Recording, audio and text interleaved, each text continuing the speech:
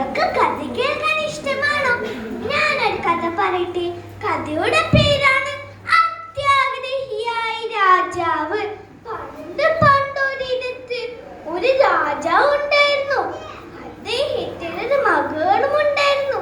രാജാവ് രാജ്യകാര്യങ്ങളിൽ ഒട്ടും ശ്രദ്ധ ഉണ്ടായിരുന്നില്ല. ഈ ലോകത്തിലെ ഏറ്റവും ധനികനായ രാജാവ് താനാകണമെന്ന ഒറ്റ ചിന്ത മാത്രമേ അദ്ദേഹത്തിനുണ്ടായിരുന്നുള്ളൂ. രാജാവ് രാജ്യകാര്യങ്ങളിൽ ശ്രദ്ധിക്കാത്തതിൽ രാജകുമാരി അതീവ ദുഃഖിതയായിരുന്നു. ഒരു ദിവസം രാജകുമാരി വളരെ വിഷമത്തോടെ പൂന്തോട്ടത്തിൽ ഇരിക്കുകയായിരുന്നു. പെട്ടെന്ന് അവിടെ ഒരു ദേവത പ്രത്യക്ഷപ്പെട്ടു. ദേവത ചോദിച്ചു, എന്ത് പറ്റി രാജകുമാരി? എന്തിനാ നീ വിഷമിച്ചിരിക്കുന്നത്? രാജകുമാരി തന്റെ ദുഃഖം ദേവതയോട് പറഞ്ഞു. ദേവത പറഞ്ഞു, വിഷമിക്കേണ്ട രാജകുമാരി, എല്ലാത്തിനും നമുക്കൊരു വഴിയുണ്ടാക്കാം. ഇത്രയും പറഞ്ഞ് ദേവത അപ്രത്യക്ഷമായി.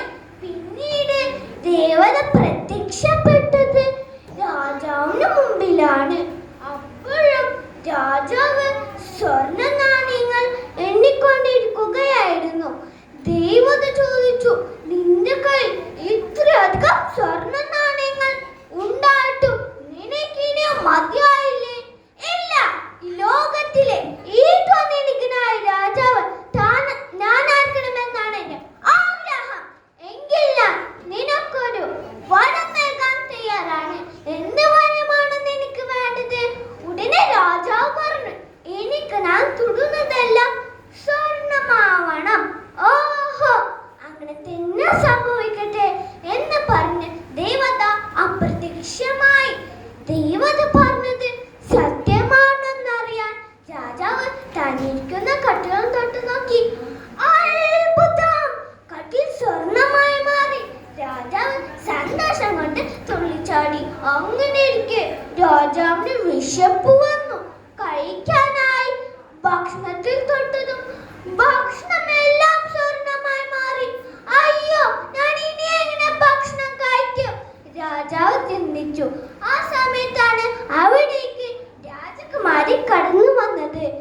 രാജാവ് മകളെ തൊട്ടതും മകൾ സ്വർണ പ്രതിമയായി മാറി. രാജാവ് സ്വർണത്തെക്കാൾ ഏറെ സ്നേഹിച്ചിരുന്നത് തന്റെ മകളെ മാത്രമായിരുന്നു.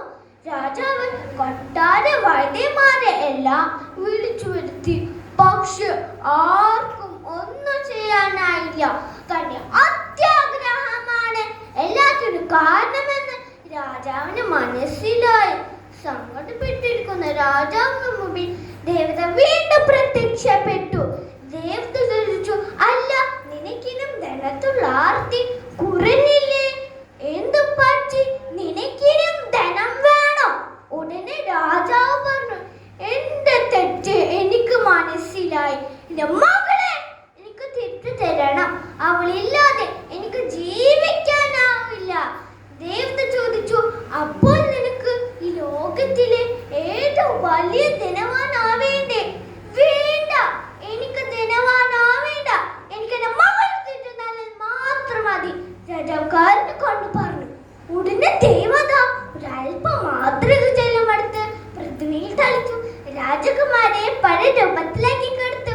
പിന്നീടുള്ള കാലം രാജാവ് രാജകുമാരിയോടൊപ്പം തന്റെ പ്രജകളോടെ ക്ഷേമം അന്വേഷിച്ചുകൊണ്ട് സുഖമായി ജീവിച്ചു. പ്രിയപ്പെട്ട കൂട്ടുകാരി, അത്യാഗ്രഹം കൊണ്ടുണ്ടായ കഥ നിങ്ങൾ